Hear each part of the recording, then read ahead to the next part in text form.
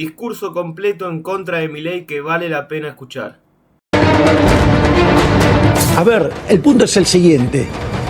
La libertad de expresión está por encima de todo eso. Es una locura el planteo de querer eso de ir a perseguir a los que están en las redes sociales.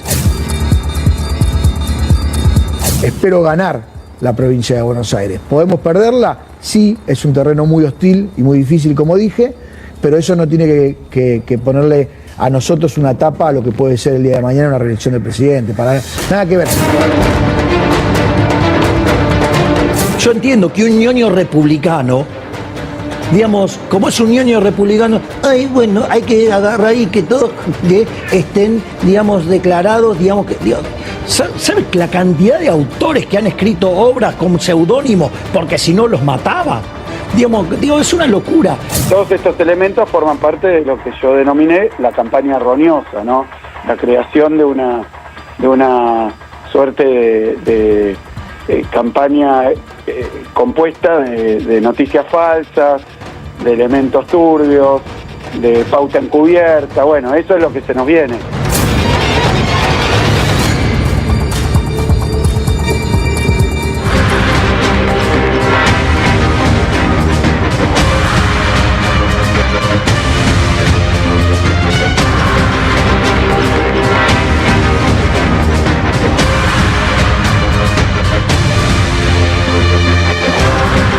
¿Qué tal? Muy buenas noches, bienvenidos a una nueva semana en este año crucial.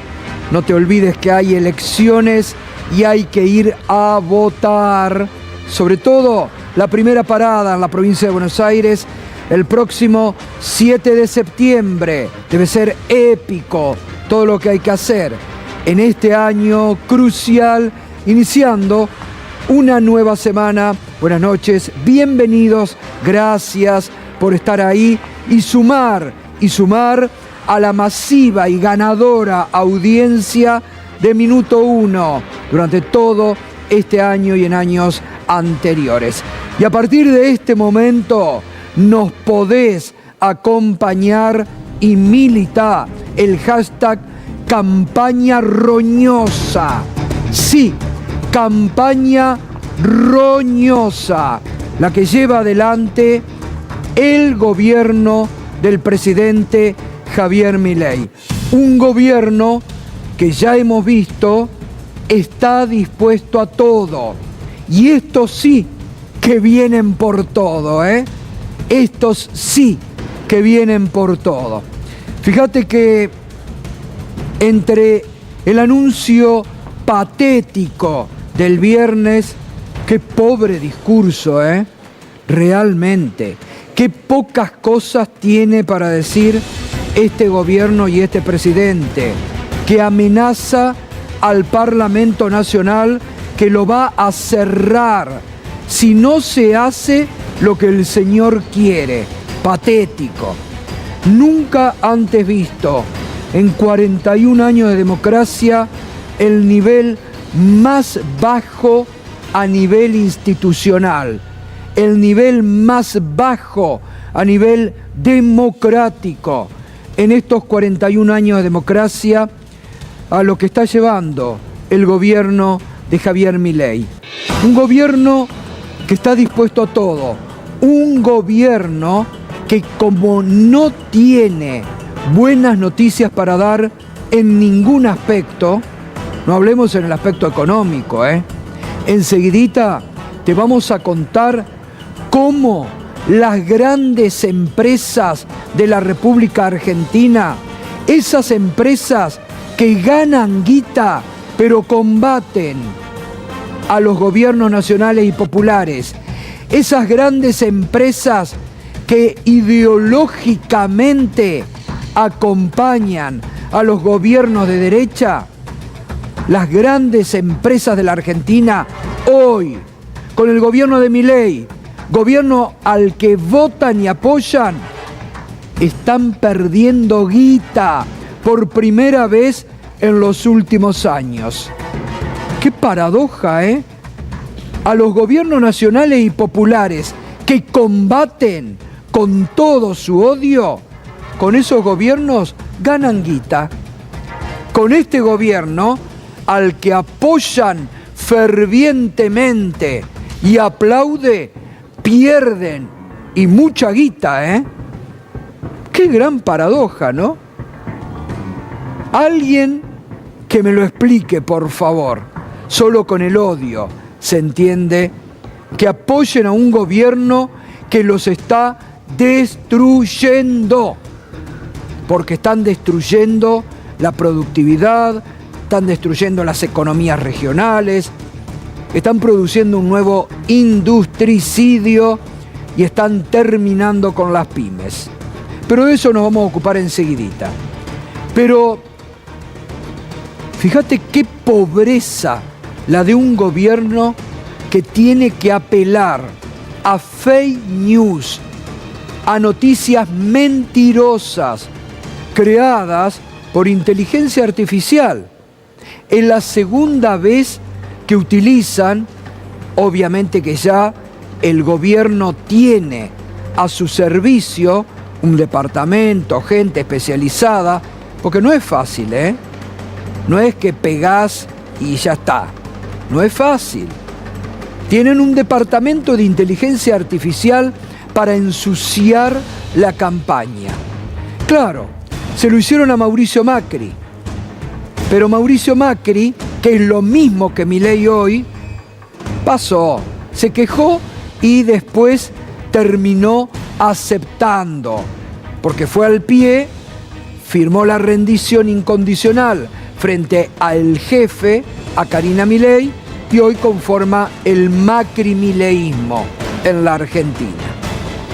Pero que un gobierno deba apelar, reitero, a la mentira sistemática, a la fabricación de fake news, y que esas fake news las reproduzca el vocero presidencial y el presidente Javier Milei, algo nunca antes visto en la República Argentina. Es de una bajeza institucional nunca antes visto en la Argentina. Es peligrosísimo a nivel institucional si la dirigencia política que calla ayuda a validar estas mentiras sistemáticas y estas campañas. En la jerga comercial se diría campaña de deslealtad comercial. Hace poco, la justicia electoral condenó de la última campaña de Mario Negri, de Mario Negri en la provincia de Córdoba, condenó la utilización de falsas noticias. Yo espero que haya presentaciones y que ahora la justicia electoral, la justicia federal, la que sea, salga rápidamente y le ponga límite a este tipo de campañas engañosas que el gobierno está dispuesto a utilizar porque, reitero, no tiene elementos válidos para comunicar. Vamos a ver de lo que estamos hablando. ¿Qué hicieron el gobierno de Milei con inteligencia artificial? Falsearon una nota que Axel Kicillof había dado durante el fin de semana y el gobierno, reitero, de Milei lo transformó con inteligencia artificial en un discurso que ellos querían o pretendían escuchar. Vamos a ver en primer momento el video fake fabricado por el gobierno de Milei, reproducido por el vocero presidencial y por el mismísimo presidente de la República. No, ¿qué dice el peronismo? Esto sí. Hoy yo no tengo una propuesta, me parece que tenemos que buscarla.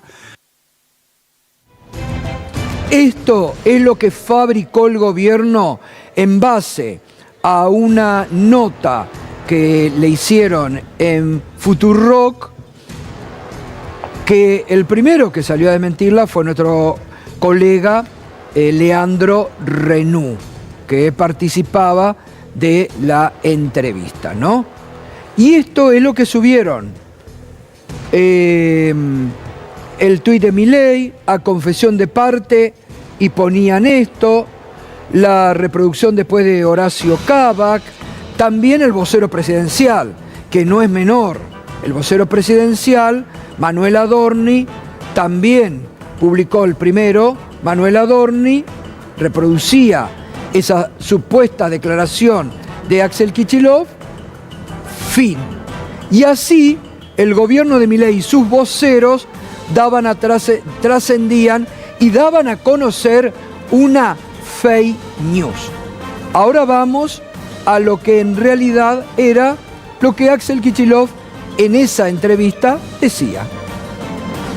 Más que decirle a Milei, esto no, ¿qué dice el peronismo? Esto sí. No, lo que dice el peronismo, te diría, son las prioridades, los objetivos. Puede empezar por soberanía, independencia, justicia social. Esas son una batería de cuestiones que están en juego con el plan de Milei. Después crear trabajo y que haya condiciones de laburo que sean dignas y que haya salario. Después las medidas en concreto, con respecto a cuestiones tan graves como una deuda impagable que nos deja Macri, que no se soluciona durante el gobierno de Alberto, que ahora potencia Milei, el vínculo con el Fondo Monetario Internacional como gendarme de la política económica para darte el refinanciamiento del próximo vencimiento. Son cuestiones muy profundas. Si vos me decís, ¿qué vamos a discutir ahora, en este momento, en el 25, de cara a Milei y de cara a esta elección de septiembre y de octubre? Lo que hay que hacer es ponerle un freno a estas políticas, dejar en claro que esto no, y obviamente marcar cuáles son las prioridades. Ahí está. Este era el video original. Sobre este video hizo el gobierno la gran truchada, reproducida por el vocero presidencial, por el mismísimo presidente y por los voceros del régimen. La gran truchada.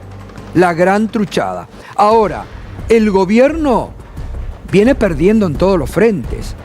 Frente a la Cámara de Diputados, por goleada, 12-0 la semana pasada. Con las operaciones que le viene haciendo al gobierno de Axel Kicillof, mira, vamos a tomar las dos últimas grandes. La de Bondarenko, ex jefe policial, candidato libertario en La Matanza, que estaba con policías en actividad, haciendo actividades ilegales, y esto, 2-0, viene perdiendo el gobierno, porque rápidamente, preparado, con todos los sentidos, el gobierno de Axel Kicillof les desarma. Y hay que estar preparados. Y tiene que estar preparado el gobierno. Y está preparado. Porque como la derecha mata y la derecha está dispuesta a todo, le van a tirar con un muerto en cualquier momento. Porque la derecha usa los muertos para hacer campaña presidencial.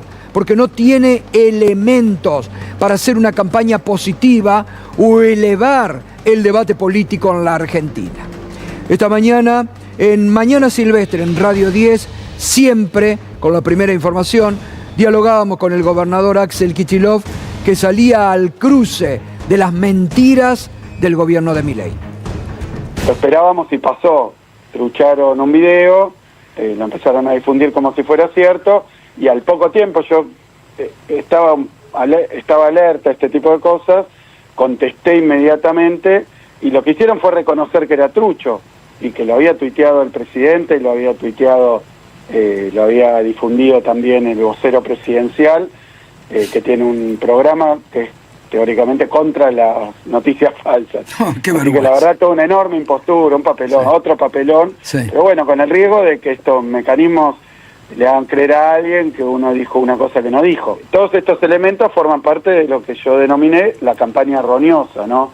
La creación de una suerte de campaña compuesta de noticias falsas, de elementos turbios, de pauta encubierta. Bueno, eso es lo que se nos viene. Y hay otro elemento para sumar a la falta de propuestas, a la falta de buenas noticias que el gobierno no tiene para comunicar, que es cómo las últimas encuestas, desde los más cercanos al gobierno hasta los que habitual o de hace muchos años hacen campaña, vienen notando la pérdida de apoyo de la imagen del presidente y la pérdida de apoyo que tiene el gobierno de Javier Milei, que no significa pérdida de votos, pero Alfredo Serrano Mansilla, en CELAC, Argentina, que habitualmente en base a todas las encuestas que se publican, hace después una síntesis y análisis, publicó hoy este muy interesante análisis, que lo quiero compartir con ustedes. Dice Alfredo Serrano Mansilla: la tendencia en el corto plazo es que Milei se quedará con el apoyo de unos 30-35% en Argentina, que no necesariamente es quien le apoyó en primera vuelta. Seguramente hay un porcentaje que sí, pero hay otro que es bastante histórico de derechas, el que votó en parte a Bullrich en primera vuelta en el 2023 o a Macri en el 2019. La mayoría de las encuestas marcan claramente esta evolución.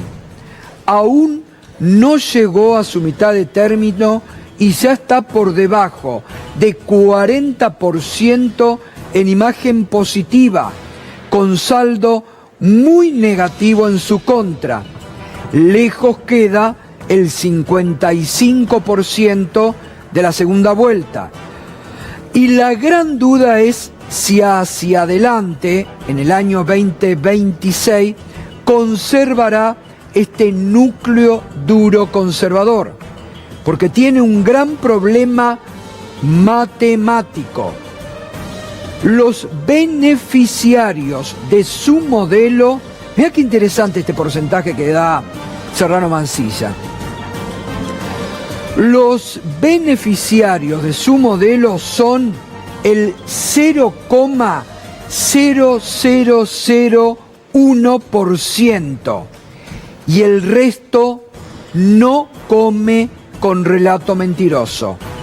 Puede que por ahora continúen apoyándole por el odio a todo lo que suene a campo popular, pero esto no dura para siempre cuando se vive peor. No hay retórica, ni fuegos artificiales, ni respaldo mediático que alcance cuando se vive peor. Cuando se vive peor, cuando las grandes empresas, reitero, no es un dato menor que 2 de las grandes empresas de la Argentina terminen en los primeros meses de este 2025 con pérdidas multimillonarias en sus balances. Ni qué decir de vos, de cualquiera de nosotros, del ciudadano a pie que le cuesta llegar a fin de mes o que hoy a muchos argentinos no les alcanza para comer y tienen que hacer malabarismos en la vida familiar para complementar todas las comidas que se requieren. Y sobre esto que hablaba Alfredo Serrano Mansilla, sobre la participación, sobre lo que el gobierno apuesta. ¿A qué apuesta? Con las fake news, con las campañas mentirosas. A crear desánimo, a que la gente no quiera ir a votar, a que se queden en sus casas. Escuchá este dato que anoche daba Federico Aurelio en diálogo con Tuni Coleman en Radio 10 sobre los porcentajes de argentinos que dicen no querer ir a votar. El paso previo es 42% no tienen ganas de ir a votar. A nivel nacional, entre los que tienen ganas de ir a votar, mejora Libertad Avanza, es decir, que los libertarios tienen más ganas de ir a votar. Con lo cual uno diría, bueno, entonces puede ser un factor que te permita pronosticar mejor la provincia de Buenos Aires. En la provincia de Buenos Aires no sucede eso. En la provincia de Buenos Aires las ganas de ir a votar están parejas entre los dos espacios que están liderando la intención de voto, que es el peronismo y Libertad Avanza. Bueno, atente con este dato, ¿eh? Los libertarios, los fanáticos son los que más quieren ir a votar. Por eso, si vos te quedás en tu casa, le estás dando la posibilidad al gobierno y a los libertarios que con pocos votantes, como ocurrió en la ciudad de Buenos Aires, ganen una elección. Por eso hay que hacer del voto una campaña épica. Hay que salir a militar el voto, sobre todo el del 7 de septiembre, primera parada electoral en la provincia de Buenos Aires. El gobierno quiere tapar esa elección, invisibilizar. Hay que militar positivamente las ganas de ir a votar. Y acordate que tu única arma de poder efectiva es ir a votar y castigar la crueldad de un gobierno que hasta se pelea el presidente con un chiquito de 12 años con discapacidad, con cierta discapacidad, al que acusa de ser un militante. Nos estás acompañando con el hashtag Campaña Roñosa.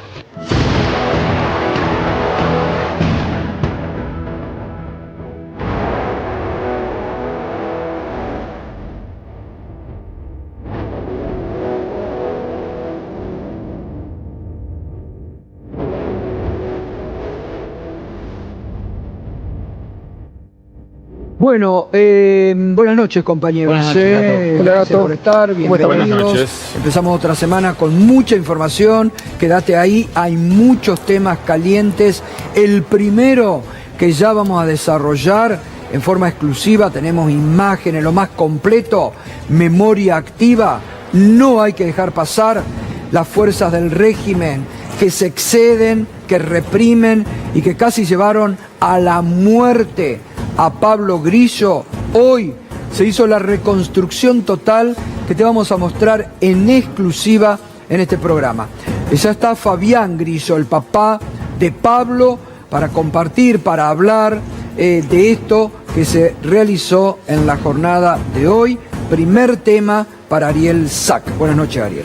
Buenas noches, Gato. Y lo que ocurrió hoy fue un punto clave en lo que es la investigación para determinar qué fue lo que ocurrió el día que hirieron de gravedad y casi de muerte al fotógrafo Pablo Grillo, el 12 de marzo pasado en la Plaza del Congreso, cuando estaba haciendo su trabajo, sacando fotografías en el marco de lo que era una manifestación en defensa de los derechos de los jubilados. Lo que están viendo en pantalla en este momento es exclusivo de C5N. Fuimos el único medio que estuvo ahí en el momento de la reconstrucción. ¿Por qué? Básicamente porque tenemos un compromiso con la verdad y con esta causa como ningún otro, y lo vamos a seguir hasta el final. Vamos a estar siguiendo paso a paso cómo se lleve a cabo la investigación, qué es lo que haga la justicia.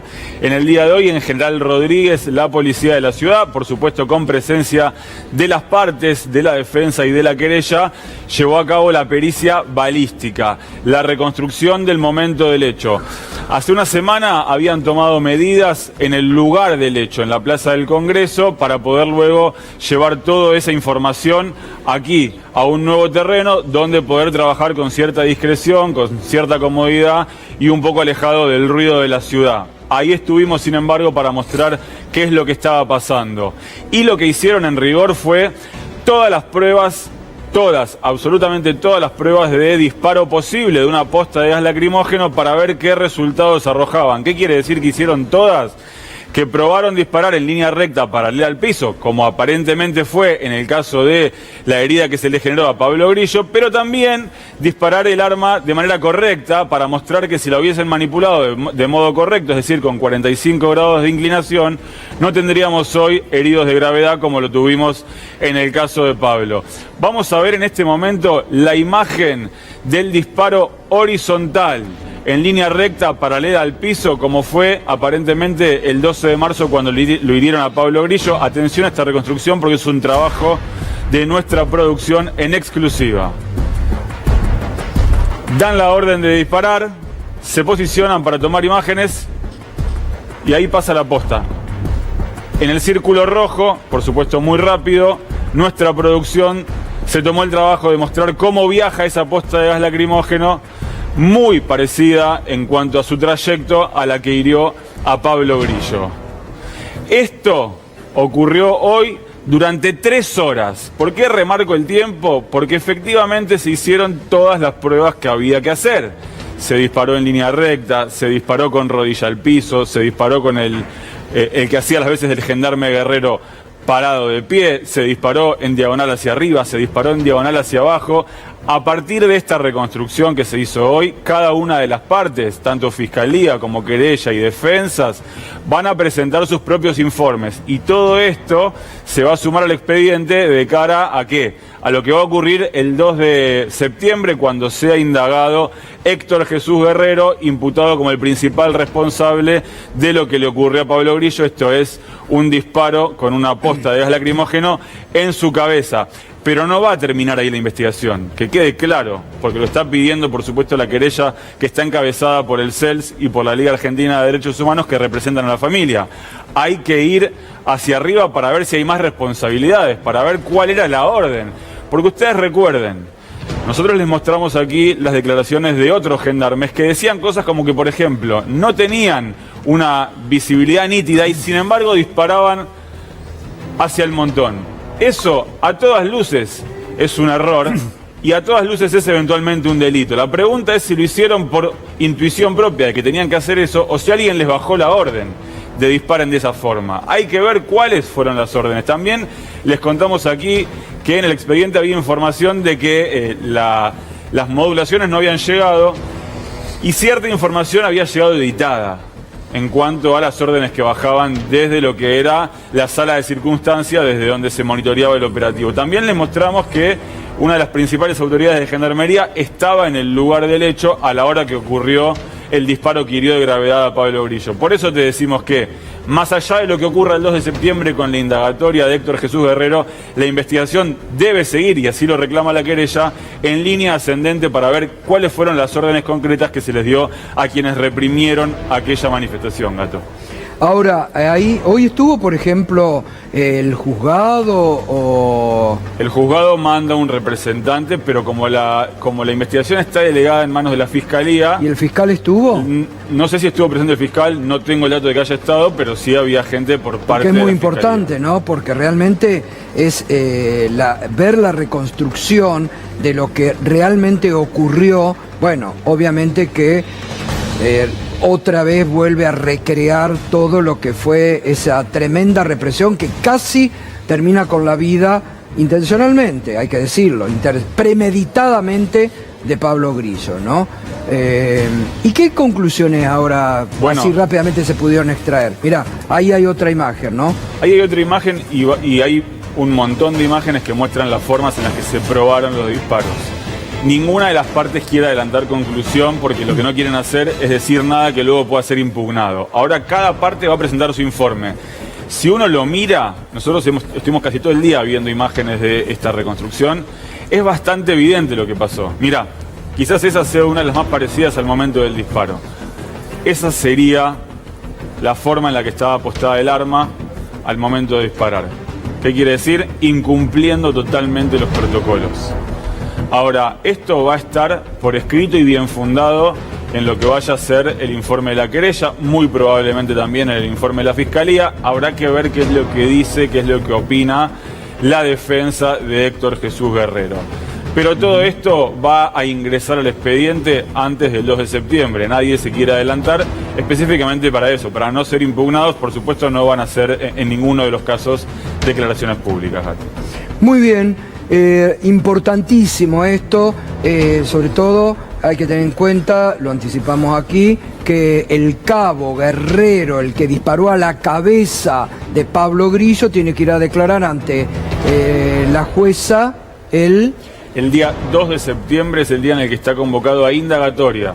Es hasta ahora el principal imputado de la causa, pero como te decía antes, es de esperar que no termine en él. Si terminara en él la investigación, sería un problema grave. No, bueno, sobre todo teniendo en cuenta que ese día estaban las más altas autoridades de Gendarmería y las órdenes.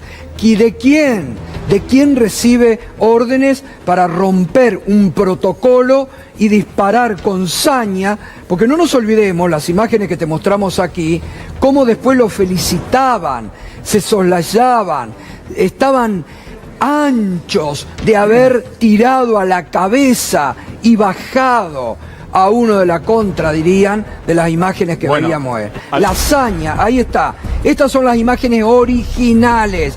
Esto ocurrió por parte de la Gendarmería Nacional ese día en la Plaza del Congreso. Mirá, ahí cómo lo felicitan. ¡Bravo!, decían. ¡Bravo! Mirá, la Gendarmería al peor nivel llevada por este gobierno. ¡Qué pena! Para una fuerza de prestigio como fue la Gendarmería en la República Argentina. Algo importante para destacar es que, como les estábamos mostrando recién, quien llevó adelante la reconstrucción fue la policía de la ciudad. Más allá de que se llevó el tema provincia para salirse un poco de lo que es el ruido de la ciudad y para evitar la presencia de medios, fue la policía de la ciudad la que hizo esta reconstrucción. ¿Por qué? Bueno, porque las fuerzas federales de seguridad podrían estar involucradas también en los hechos. Estaban todas aquel día en la Plaza del Congreso. La Gendarmería es una de las fuerzas federales, todas responden a Patricia Bullrich. Evidentemente la justicia no estaría confiando, por lo menos para este caso, en ninguna fuerza que dependa de esa ministra. Bien, gracias Ariel. Y está Fabián Grillo, el papá. ¿Qué tal? ¿Cómo estás, Fabián? Gracias por venir, No, gracias, ¿Estuvieron presentes hoy? Nuestras abogadas. Los abogados. Sí, los abogados y perito de parte, ¿no? Sí. ¿Y qué pudieron charlar con ellos? Mira, la verdad que nada. Nosotros estábamos en el hospital, estábamos viendo las imágenes que estuvieron viendo ustedes, que transmitieron esta mañana, son las que vimos nosotros, ¿no? ¿Las pudo ver Pablo hoy? No. Pablo no aconsejan que lo sobreestimulemos, que estén con celular, ni nada. Sí le informamos que está ocurriendo todo este proceso legal, pero no sin detalles. Él sigue en el hospital haciendo... Ahora está en el hospital Ramos Mejía, volvió al Ramos Mejía para que le coloquen la prótesis el día miércoles. ¿Este miércoles? Ya nos confirmaron hoy que sería el día miércoles la operación. Una operación en el primer turno, ¿no? El día de mañana, por la mañana. Operación delicada, digo. Es una operación. Ya tuvo de operaciones, esta es la 7ª operación que tiene Pablo. Tuvo peores, ¿sí? Más graves, más difíciles que esta, ¿no?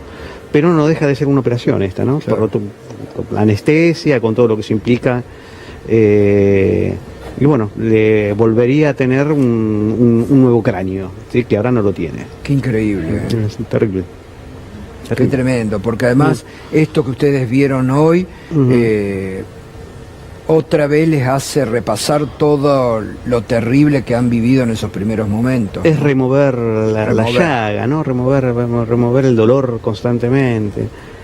Pero bueno, para nosotros en particular, para Pablo sobre todo, pero esto es un dolor creo que es un disparo a toda la sociedad, ¿no? En la cabeza de Pablo se le disparó a toda la sociedad con el objetivo de disciplinar.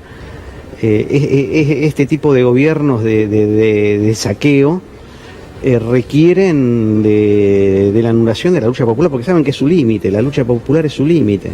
Siempre fue el límite de este tipo de gobiernos de la lucha popular. Por lo tanto, le pegan, ¿no? Al que protesta, y como también viven de la mentira y viven del ocultamiento, le pegan al que muestra. Sí, porque están ensañados. El miércoles pasado le tiraron los periodistas, claro. a un periodista ganador del premio Pulitzer, ¿no? Claro. Recorrió el mundo y terminó herido en la Argentina del régimen de Milei. Increíble, ¿no? Es increíble. Participó de guerras y terminó herido acá, porque le apuntan justamente a los periodistas y a los fotoreporteros, ¿no? Vos lo dijiste, ¿no? Están los compañeros de Pablo están saliendo con cascos, con máscaras de gas, Tremendo. como si estuvieran en Gaza o en Ucrania. Y están en protestas sociales que son constitucionales. Tremendo. ¿Sí? Sí. Fabián, ¿y cómo ¿Cómo está el día a día de Pablo? Porque sabemos, nos contaba el hermano la otra vez, que sí, está como aprendiendo todo de nuevo. Está aprendiendo todo de nuevo. Creemos, por lo que dicen los médicos, no es una creencia, los médicos plantean que con la plaquetización, como llaman al proceso este de la colocación de la prótesis, viene de la época en que era una chapa, ¿no? Ahora es otro elemento distinto, es un material sintético que se hace con una impresora 3D. Mirá, increíble. La verdad que es fantástico. Le escanearon su cabeza para hacerlo a la medida de él, ¿sí? La imprimieron. Y creemos que... Y esto lo hace el hospital público. Eso lo hace el hospital público, ¿sí? Esto lo hace el hospital público. Y lo que manifiestan los médicos es que en estos casos no es matemática, siempre son muy cautos, ¿no? La medicina, cada cuerpo es distinto, ¿sí? Normalmente en estos casos hay una muy buena evolución posterior a la plaquetización, a la colocación de estas prótesis, ¿no? Hay una muy buena evolución. Es lo común, ocurre eso. Ocurre que la presión atmosférica está, digamos que su cerebro ahora está prácticamente aplastado. Claro. ¿Sí? Claro. Es una cavidad que tiene que estar el líquido cefalorraquídeo, donde tiene que estar el cerebro ahí protegido. Y hoy es una pelota desinflada su cabeza. Por lo tanto, con la prótesis, en teoría, debería mejorar. Recuperaría cierta normalidad. Cierta normalidad, ¿sí? El cerebro se ubica y normalizaría muchas cosas, en teoría, ¿sí? Eso... Roguemos que salga todo bien, ¿no? Gracias. Fabián, hablando de normalidad, palabra que acabas de usar, ¿te imaginas un día volviendo tu vida a la normalidad o a cierta normalidad? La verdad que a esta altura ya... Estamos viviendo como en una nube, ¿no? En un sueño todo este proceso, ¿no? Es como uno lo veía antes por acá, por las imágenes, y ahora uno es protagonista de lo que está ocurriendo y parece mentira, ¿no? Parece mentira. No sé cuál va a ser la normalidad. No sé si va a ser una normalidad, la normalidad previa. Creo que no. Creo que no va a ser absolutamente la previa. Pero bueno, esperemos que se acerque lo más posible. ¿Y qué crees que debería pasar para que se acerque lo más posible? En primer lugar, que la recuperación la mayor que se pueda lograr de Pablo, ¿sí? Y en segundo lugar, justicia. Justicia. Pero el país está normal. No somos nosotros. El país vive en una absoluta normalidad. No es solamente nuestra familia ni nuestras amistades, ni Pablo. ¿Qué entendés o esperás por justicia? Que en primer lugar que se juzgue y que se condene a lo obvio que es el accionar de Guerrero, y de ahí para arriba. De ahí para arriba, ¿no? Yo lo que pretendo es que accione yo, mi familia, toda la sociedad, no solo yo, ¿no? Que se accione legalmente como es debido, no como le ocurrió a mi hijo, ¿sí? Que ellos inventaron un delito ese día de periodista, fotoperiodista militante, lo inventaron ahí ese día, inventaron un delito nuevo, lo juzgaron y lo ejecutaron. ¿Y qué sería de ahí para arriba? ¿Cómo? ¿Qué sería de ahí para arriba? Burlich, Milei, las autoridades intermedias de gendarmería, los que dieron las órdenes directas, el que le palpaba, que era el que le estaba ordenando, ¿no? Esa persona también está identificada. Sí, que de mínima tendría que haberle advertido de que así no se usaba. No justamente validar ese comportamiento. Las normas están claras, y las normas que ellos mismos presentaron, ¿no? Que, están para ahí para fiscalizar un comportamiento correcto, no para premiar un comportamiento irregular. Claro, aplaudieron y felicitaron la incorrección. Sí, violaban lo que hemos mostrado acá, que formaba parte del reglamento, de cómo debían tirar. Violaron ese reglamento. Claro, pero la corrección formal, porque en realidad, para ellos, lo correcto era eso, porque no es el único caso de utilización de armas de baja letalidad en forma letal. Sí, totalmente. Y hay imágenes que también en muchas otras oportunidades dispararon de esa forma. Totalmente. Fabián, te hago el mismo comentario que te hice afuera del aire cuando ingresaba, que yo decía, ¿qué sensación respecto a que tenga que aparecer un actor externo, un tercer actor, como fue el mapa de la policía, para reconstruir todo este fenómeno que terminó siendo, además me parece, clave para que la justicia se termine actuando, que hoy fue el resultado, me da la impresión, no sé si vos lo pensás igual, de todo ese trabajo hecho por un montón de gente de manera comprometida para que esto se aclare. ¿Qué ves de ese proceso? ¿Qué enseñanza deja? Yo creo que debería ser vergonzoso para el sistema judicial que la sociedad civil actuara mucho más rápido que ellos y con mucha más eficacia. ¿Sí? Fue muy claro. La reconstrucción se podría decir que ya se hizo, ¿sí? Con el accionar de las imágenes del mapa de la policía. Eso fue impresionante. Esto lo confirma. Claro. Esto lo debería confirmarlo, ¿no? Esto simplemente. Yo creo que simplemente es al sistema judicial y a nosotros como sociedad, que tenemos este sistema sociedad, nos tendría que dar vergüenza que la sociedad civil obró mucho más rápido, ¿no? Y con contundencia, fue muy claro. Sí. Y por eso nos esperanza, ¿no? Por eso siempre siendo cautos, porque sabemos lo que ocurre acá. Vivimos en Argentina desde hace 65 años, en mi caso, pero siempre siendo cautos, pero creo que no puede haber otra resolución, ¿no? que la esperada. Totalmente. No puede haber. Lo que ha quedado en evidencia frente a toda la sociedad clarísimo es un exceso, que la justicia le tiene que poner límite, ya, no dentro de 3 años, ahora, para parar esta locura del gobierno de Milei. Claro.